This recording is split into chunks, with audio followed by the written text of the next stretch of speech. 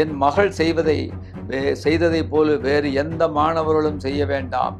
இந்த அமைப்புக்கு எதிராக போராடுங்கள், ஆனால் உங்கள் உயிரை இழக்காதீர்கள்.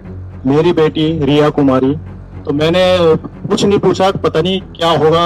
League minister leave the throne, நாற்காலியை விட்டு இறங்கு, கசிவுத்தாள் அமைச்சரே என்கின்ற அந்த முழக்கத்தை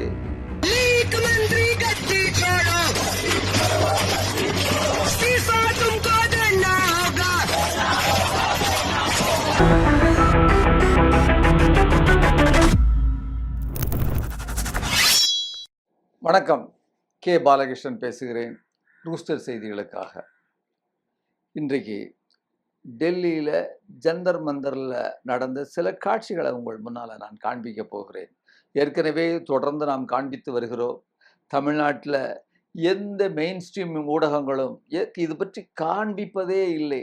தமிழ்நாட்டில் இத்தகைய போராட்டம் வந்துவிடக்கூடாது என்பதாலா, அல்லது இத்தகைய பிரச்சனைகள் நாட்டிலே இருக்கின்றது என்பது இங்குள்ள மக்களுக்கு தெரிந்துவிடக்கூடாது என்பதாலா, எதனாலேயோ இங்குள்ள ஊடகங்கள் அவற்றை பற்றி கவலைப்படாமல் பார்த்து கொண்டிருக்கிறார்கள். இன்சுலேட் பண்ணி வைத்துக்கிடுறாங்க தமிழ்நாட்டை.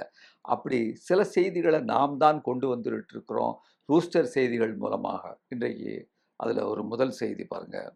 ரியான்னு ஒரு இளம்பெண், ஒரு மாணவி. அந்த மாணவி ரொம்ப திறமையான மாணவி, நல்ல படிக்கக்கூடியவங்க. முதல் முறையாக நீட் தேர்வு எழுதிய பிறகு நல்ல நம்பிக்கையோடு வீட்டிற்கு வந்திருக்கிறாங்க. ஆனால் வினாத்தாள் கசிவு பற்றிய செய்தி அவரது கைபேசிக்கு வந்ததும், லீக்கேஜ், நீட் தேர்வு அந்த வினாத்தாள் லீக்கேஜ் ஆகுதுன்னு எல்லா பக்கமும் சொன்னாங்க இல்லையா, அது வந்ததும் அந்த நம்பிக்கை அந்த பெண்ணுக்கு சிதறி போனது. கட் ஆஃப் மதிப்பெண் திரும்ப அதிகரிச்சிரும், கூடுதலாயிரும். கடுமையாக உழைத்த மாணவர்கள் மீண்டும் பாதிக்கப்படுவார்கள். என்ன செய்வது? திருப்பி அடுத்த 5 நாட்களுக்குள் எக்ஸாமினேஷன் திருப்பி வைக்கிறாங்க. எப்படி அதுபோல் எழுத முடியும் அப்படின்லாம் நினைத்து கொண்டிருந்த இந்த மாணவி தன்னுடைய உயிரை மாய்த்து கொண்டார். சூசைட் பண்ணிட்டாங்க அந்த பெண்ணு. ஆனால் இதில் என்ன ஒரு ட்ராஜடி தெரியுமா? மகளினுடைய 13வது நாள் சடங்குகளை முடித்து கொண்டு ஜந்தர் மந்தருக்கு அந்த மாணவியினுடைய தந்தை வந்திருக்கிறார். அவர் ஒரே ஒரு வேண்டுகோளை மட்டும் இந்த மாணவர்களுக்கு முன்வைத்திருக்கிறார். என் மகள் செய்ததை போல வேறு எந்த மாணவர்களும் செய்ய வேண்டாம். இந்த அமைப்புக்கு எதிராக போராடுங்கள், ஆனால் உங்கள் உயிரை இழக்காதீர்கள். ஒரு மகள் இனி இல்லை, ஆனால் அந்த மகளின் தந்தை இன்னும் பிற குழந்தைகள் உயிருடன் இருக்க வேண்டும் என்று ஒரு சோகத்தோடு ஆனால் உறுதியாக வேண்டிக் கொண்டிருக்கிற காட்சிகளை நீங்கள் பார்க்கலாம். ஆனால் கல்வி அமைச்சர் இன்னும் நலமாகத்தான் இருக்கிறார். அவர் இன்னும் ராஜினாமா செய்யவில்லை, பதவியிலே அமர்ந்திருக்கிறார். அந்த தந்தை உருக்கத்துடன் பேசுகின்ற காட்சியை நீங்கள் பார்க்கலாம்.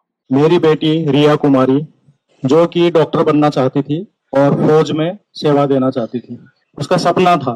बहुत मेहनत करती थी, 2-2, 3-3 बजे रात तक पढ़ती थी। बहुत मेहनत किया उसने, और पेपर जब हुआ इसका तो बहुत 3 मई को पेपर दिया इसने। पेपर देकर आई तो खुश थी, तो मैंने कुछ नहीं पूछा, पता नहीं क्या होगा, कैसा होगा पेपर। फिर मैंने 2-3 दिन बाद उससे बात किया कि बेटा पेपर कैसा हुआ था। அடுத்தது அங்குள்ள மாணவர்கள் உற்சாகமாக முழக்கமிடுகிறார்கள். உற்சாகம் எதில்? முழக்கமிடுவதில் உற்சாகம், கோஷம் வைப்பதில் உற்சாகம். உள்ளூர வேதனையோடு அவர்கள் அந்த முழக்கத்தை போட்டுக் கொண்டிருக்கிறாங்க. என்ன முழக்கம் தெரியுமா?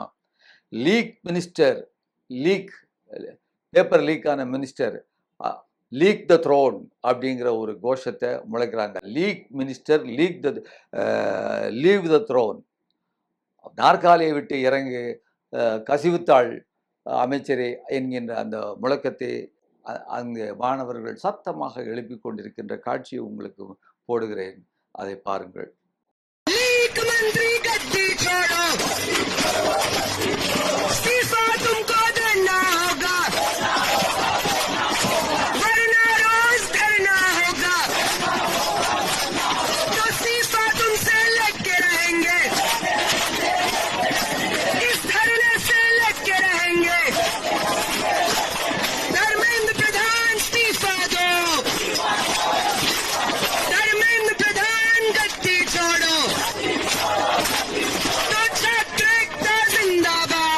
11வது நாள் தன்னுடைய தொடர் உண்ணாவிரதத்தை சுற்றுச்சூழல் ஆர்வலர் சோனம் வாங்சுக் மேற்கொண்டிருக்கிறார். தள்ளாட முடியல. 7 கிலோ கிட்டத்தட்ட குறைஞ்சிட்டாரு. அவர் நடந்து வராரு. ஆனாலும் அவரை பற்றி கவலைப்படாமல் இந்த அரசு என்ன செய்து கொண்டிருக்கிறத பாருங்கள். இந்த அரசு உண்மையிலேயே நாட்டு மக்களின் மீது நலனுள்ள அரசாக இருந்தால், அல்லது இந்த நாட்டினுடைய எதிர்காலம் என்பது இந்த நாட்டினுடைய இளைய சமுதாயத்தின் கைகளில்தான் இருக்கிறது என்பது புரிந்து கொண்டிருந்தால் இவர்கள் பிரச்சனையை தீர்ப்பார்கள். இவர்கள் அது குறித்தெல்லாம் கவலைப்படவில்லை. இவர்கள் எது குறித்தும் கவலைப்படவில்லை. இவர்கள் காவியை அணிந்து கொண்டிருப்பதும் அல்லது ஆன்மீகத்தின் பெயரால் மக்களை ஏமாற்றுவதும், நாளை எந்த ஆட்சியும் வரவிடாமல் SIRஐயும் தேர்தல் ஆணையத்தையும் பல்வேறு அமைப்புகளையும் கையில் வைத்து கொண்டிருப்பதும், மீறி வந்தால் எது பற்றி கவலைப்படாமல் ஓடிவிடுவதற்கும் தயாராக இருக்கக்கூடிய ஒரு கூட்டத்தை நாம் மேலே ஏற்றி வைத்திருக்கிறோம் என்பதுதான் இன்றைக்கு மிக மிக ஒரு வருத்தமான செய்தி. அவர்கள் எப்படி கவலைப்படுவார்கள் இந்த எதிர்கால சந்ததியை பற்றி என்பதுதான் நம்முடைய கேள்வி. இருந்தாலும் இந்த மாணவர்கள் ஒரு அசராத நம்பிக்கையோடு போராடி கொண்டிருக்கிறார்கள். இன்னொரு செய்தி பாருங்க. பிரபல இந்திய டிவி சேனல்களில் அதை தயார் பண்ணக்கூடிய, அதாவது முக்கியமான செய்திகள் அல்லது கதைகளை தயார் பண்ணக்கூடியவரும் அதில் நடிக்கக்கூடியவருமான ஆக்டரும் MTV ரியாலிட்டி அப்படிங்கிற ஒரு ஷோல முக்கிய பங்கேற்பாளருமான ரகுராம் என்பவர் போராட்ட களத்திற்கு தன்னுடைய ஆதரவை அங்கு அவர்களுக்கு தெரிவித்து கொண்டிருக்கிறார் என்பதையும் நாம் இங்கு பார்க்கிறோம். அவர் பதில் சொல்றாரு. அவர்கிட்ட கேள்வி கேட்குறாங்க. அவர் பதில் சொல்றாரு பாருங்க. ரகுராம் ஒரு ஆக்டர், ஒரு பிரபலம், இளைஞர்களுடைய நாடி துடிப்பை அவர் புரிந்தவர். அவர் ரிப்போர்ட்டர் கேட்குறாங்க, why did you come when so many others have stayed silent? உங்களை போன்ற நிறைய நடிகர்களும் பிரபலங்களும் ஓரமாக உட்கார்ந்திருக்கும் பொழுது நீங்கள் ஏன் இங்கு வந்தீர்கள் என்று அவரை பார்த்து கேள்வியில் கேட்கும்போது அவர் சொல்லுகிறார், I came to stand with these students. இந்த மாணவர்களோடு உடன் நிற்பதற்காக நான் வந்திருக்கிறேன். கால் மீ ஆன்டி நேஷனல், என்னை தேச துரோகி என்று கூப்பிடுங்கள் நீங்கள் விரும்பினால். But my question is simple, என்னுடைய கேள்வி மிக சாதாரணமானது. If you truly care about India's youth, why are not you here? நீங்கள் இந்திய இளைஞர்களினுடைய எதிர்காலத்தை பற்றி கவலைப்படுவீர்கள், அப்படி அதுதான் உண்மை என்றால் ஏன் நீங்கள் அவர்கள் வரவில்லை? ரிப்போர்ட்டர் கேட்குறாங்க, what is your message to young people? இந்த இளைஞர்களுக்கு அவர்களுக்கான உங்களுடைய செய்தி என்ன என்று கேட்கும் பொழுது அவர் சொல்லுகிறார், keyboard patriotism won't bring change. Keyboard, இந்த டெலிபிரிண்டரில் கம்ப்யூட்டரில் உட்கார்ந்துக்கிட்டு பேட்ரியாட்டிசம், அதில் உட்கார்ந்துக்கிட்டு தேசப்பற்று என்று சொல்வது, அதில் டைப் அடிப்பதெல்லாம் நாட்டில் எந்த விதமான மாற்றத்தையும் கொண்டு வந்து விடாது. நாம் தேசப்பற்றாளன் என்று சொல்லிக்கொண்டு வீட்டிலேயே இருப்பது, தேசப்பற்றாளன் என்று சொல்லுவது, கம்ப்யூட்டரில் அடிப்பது எதுவும் கொண்டு வராது. இந்த மாணவர்கள் ஆட்சியில் உள்ளவர்களை சேலஞ்ச் பண்றாங்க. அதனால நியாயம் வேண்டும் என்று தங்களை வருத்தி கொண்டு உண்ணாவிரதம் இருக்கிறார்கள். லைன்ல ஆன்லைன்ல மட்டும் நீங்க போஸ்ட் பண்ணா போதாது, ஷோப் இங்கு வாருங்கள், come up to Janata Mandir, Janata மந்திருக்கு பார்ட்டிசிபேட் பண்ணுங்கள் என்று சொல்லுகிறார். ரிப்போர்ட்டர் சொல்றாரு, கேட்கிறாரு, இன்னும் இந்த அரசாங்கம் இவர்களை சந்திக்கவில்லையே என்று கேட்கும் பொழுது அதற்கு பதில் சொல்லுகிறார், people have gone without food for nearly 2 weeks. கிட்டத்தட்ட 2 வாரமாக சாப்பாடு இல்லாமல் இருக்கிறார்கள். how much more do they have to sacrifice before someone listens?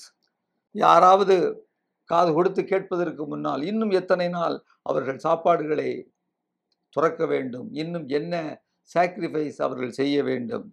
The government should send representatives to meet them and start a dialogue. அரசாங்கம் தங்களுடைய பிரதிநிதிகளை அனுப்பி இவர்களோடு பேச்சுவார்த்தை நடத்த வேண்டும் என்று அவர் கூறுகிறார். सपोर्ट करने आया हूँ. अगर उस वजह से मेरे को लोग एंटी नेशनल मानते हैं, वो उनकी राय है, मगर मैं लोगों से पूछ रहा हूँ कि आप यहाँ पर क्यों नहीं है सपोर्ट करने के लिए, और आपको इंडियन यूथ की फिक्र नहीं है क्या? इन लोगों ने जो पंगा लिया है गवर्नमेंट से और इतना बड़ा अनशन कर रही है, उनको सपोर्ट करना बनता है। हो गया कीबोर्ड वॉरियर बहुत बन लिए। हम लोग इंटरनेट पे बहुत कमेंट मार के सोचते हैं कि हमने बहुत बड़ा तीर मार दिया, हमने देश के लिए बहुत कुछ कर लिया, हम बहुत देशभक्त हैं, ऐसा सोचते हैं। ऐसा नहीं है। तुम सिर्फ और सिर्फ अपने घर में अपने कंप्यूटर में हो, ठीक है? यहाँ आ जाओ जंतर मंतर में, अभी टाइम है, दिस इज द टाइम, आ जाओ। लेकिन भैया जैसे कि आपने देखा होगा और भी सेलिब्रिटीज है, इस प्रोटेस्ट के बारे में उन्हें पता ही नहीं है, और पता भी है तो वो सामने नहीं आना चाहते हैं। आप भी तो आए हैं यहाँ पे, उनके लिए क्या कहना चाहोगे? उनके लिए मैं क्या कहूँ यार, उनसे पूछो। देखो मैं अपनी बात कर सकता हूँ। पिछले कई दिनों से 17 दिन हो गए इस आंदोलन को, बच्चे भूख हड़ताल पर हैं, आप बच्चों से मिले भी हैं। क्या लगता है कि बच्चों की जो तबीयत बिगड़ रही है, साथ में जो सोनम वांगचुक जी बैठे हैं, क्या कहना चाहेंगे जो आप यहाँ आए हैं इनके समर्थन? आई थिंक गवर्नमेंट में से किसी को इनसे अभी आके मिलना चाहिए। दिस इज़ नॉट फेयर यार। क्या करना पड़ेगा इस देश में अपनी बात सुनाने के लिए? मतलब अगर कोई वायलेंस होता है तो आप उसको अलग तरीके से ट्रीट करोगे, ठीक है? कुछ भी आप इन्होंने सबसे बेस्ट तरीके से किया है, शांति से बैठे हैं, और यहाँ जंतर मंतर जहाँ पर प्रोटेस्ट साइट है, यहाँ पर आके वो अनशन कर रहे हैं। इसका मतलब ये नहीं है कि आप सुनोगे नहीं, प्रोटेस्ट किसी की तो सुनोगे भाई साहब, आप बच्चों की नहीं सुनोगे तो क्या फ़ायदा? மற்றும் ஒரு நல்ல செய்தி உங்களுக்கு சொல்லுகிறேன்.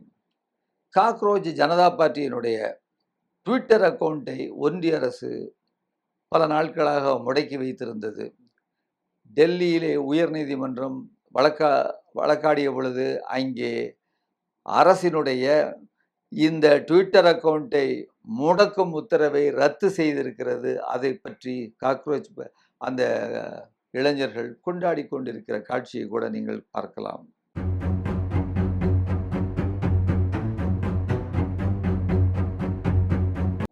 இன்னொரு முக்கியமான செய்தி சில நாட்களுக்கு முன்னால் வந்தது. ஆனாலும் நம்முடைய விவசாயிகளுக்கு, உழைக்கும் மக்களுக்கு, அரசியல்வாதிகளுக்கு இது தெரிந்திருக்க வேண்டும் என்பதற்காக நான் இதை சொல்லுகிறேன். பாஜக ஒன்றிய அரசில் வேளாண் துறை இணையமைச்சராக இருக்கக்கூடிய பகீரத் சௌத்ரி என்கிறவர் தன் சொந்த அமைச்சகம், விவசாயத்துறையுடைய இணையமைச்சர், அதில் அவருடைய அமைச்சகத்துக்கு கீழே அவர் என்ன செஞ்சிருக்காருன்னு கேட்டிங்கன்னா, அவருடைய தோட்டத்தில் ஃபார்ம் ஹவுஸில் வெள்ளரிக்காய் போட்டிருக்காரு. அந்த வெள்ளரிக்காவுக்கு அவரே மானியம் சாங்ஷன் பண்ணி 99 லட்சம் ரூபாய் மானியம் பெற்றிருக்கிறார். 1 கோடி கிட்ட, 1 லட்சம் தான் குறைய மானியம் பெற்றிருக்கக்கூடிய செய்திகள் வெளியாகி உள்ளன. ஒரு வேளாண் அமைச்சர் தனது சொந்த அமைச்சருடைய திட்டத்தின் கீழ் தனது சொந்த பண்ணைக்காக ஏறக்குறைய 1 கோடி ரூபாய் மானியமாக பெறுவது, இதை இவ்வளவு ஒரு கேவலமான ஒரு நிகழ்வா? இதை பற்றி என்ன சொல்லுவது நண்பர்களே? யோசித்து பாருங்கள். இன்னொரு செய்தி, சமீபத்தில் தமிழ்நாட்டில் முக்கியமாக பேசப்படுகிற ஒரு செய்தி, அரசு பள்ளிகளை ஆய்வு செய்வது என்கின்ற பெயரில் தொழில்துறை அமைச்சர், இன்றைக்கு தாவேக அரசினுடைய தொழில்துறை அமைச்சர் கீர்த்தனா அம்மையார் அவர்கள் ஒரு பள்ளியில் போய் அங்கே அந்த திடீர்னு போய் அங்கே உள்ள மாணவிகள்கிட்ட கேள்விகள் கேட்குறாங்க. அவங்க மந்திரி வந்திருக்காங்க, அமைச்சர் வந்திருக்காங்கன்னாலே அந்த ஆசிரியர்கள்லாம் பயப்படுறாங்க. அப்போ முன் பெஞ்சில் உள்ள மாணவிகிட்ட போய் சில கேள்விகள் ஆங்கிலத்தில் கேட்குறாங்க. கேட்க உடனே அந்த பெண் திணறுது. அப்போ நீங்களே கேளுங்க அப்படிங்கிறாங்க. அதுக்கப்புறம் அந்த அந்த ஆசிரியை பார்த்து சொல்கிறாங்க, முன் வரிசையிலேயே உள்ளவர்கள் இப்படின்னா பின் வரிசையில் லாஸ்ட் பெஞ்சில் உள்ளவங்க எப்படி இருக்குப்பாங்க அப்படிங்கிற மாதிரி அவங்க பேசுகிறாங்க. அப்போது இது என்னது இது? அப்போ இதெல்லாம் கண்டிக்க வேண்டாமா? அதாவது ஆசிரியர்கள் கற்பிக்கும் முறையை மாணவர்கள் எதிரில் இது சில வருஷமாக நடந்துக்கிட்டு இருக்கு. அது நான் இதை நான் சுட்டிக்காட்ட ஆசைப்படுறேன். சில வருஷங்களாகவே இந்த மாதிரி செய்திகள் நடந்துக்கிட்டு இருக்கு. ஆசிரியர்கள் கற்பிக்கும் முறையை அந்த மாணவர்கள் முன்னாலே விமர்சனம் பண்ணுவது. இவங்க இந்த அம்மா தொழில்துறை அமைச்சருங்க. இவங்க இதை இவங்களுடைய தொழில்துறையில் போய் இவங்களுடைய மேலாண்மையை, இவங்களுடைய மேதாவித்தனத்தையும் மேலாண்மையும் அங்கு காமிக்கலாம். ஆனால் ஒரு தொழில்துறை அமைச்சர் என்ன செய்கிறாங்க, லாஸ்ட் அதாவது பெஞ்சு, ஃபஸ்ட்டு பெஞ்சுன்னு சொல்லிட்டு ஒரு பிரிவினை செய்யக்கூடிய வகையில் இவங்க கேட்டாங்கன்னு சொன்னால், அப்படிலாம் இப்போ கிடையாது. அதெல்லாம் இவங்க படிக்கிற காலத்தில் இருக்கலாம். இது ஒரு விதமான ஜாதிய ஒரு பாகுபாடை அந்த இளைஞர்கள், அந்த பிள்ளைகள் பிஞ்சு மனசு மத்தியில் சொருகிறாங்க பார்த்தீங்களா? இது சாதாரண செய்தி இல்லை. அதில் கேட்டால் அந்த அம்மா என்ன சொல்கிறாங்க தெரியுமா? நான் அரசு பள்ளியில் படித்தவர் தான்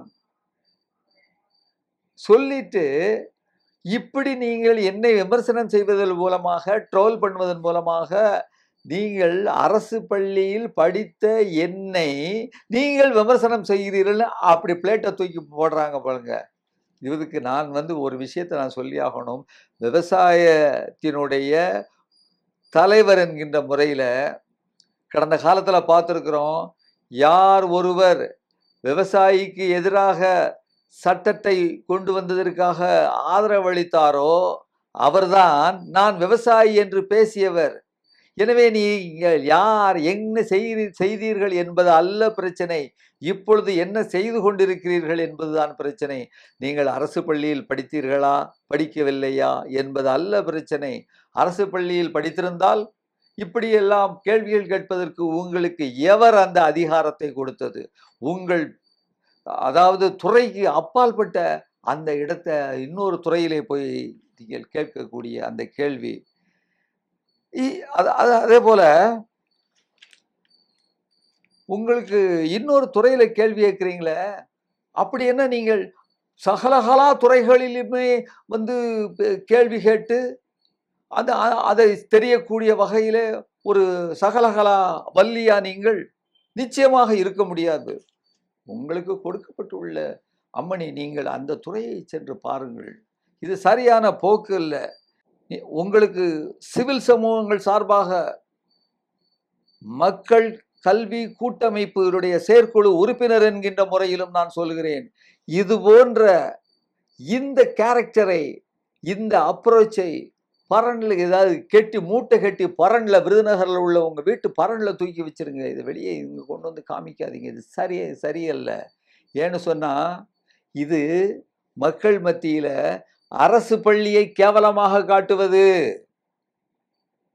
அதன் மூலமாக வசதி படைத்தோருக்கான அந்த கார்ப்பரேட்டுகளினுடைய பள்ளிக்கு ஆதரவை திரட்டுவது வேண்டாம்.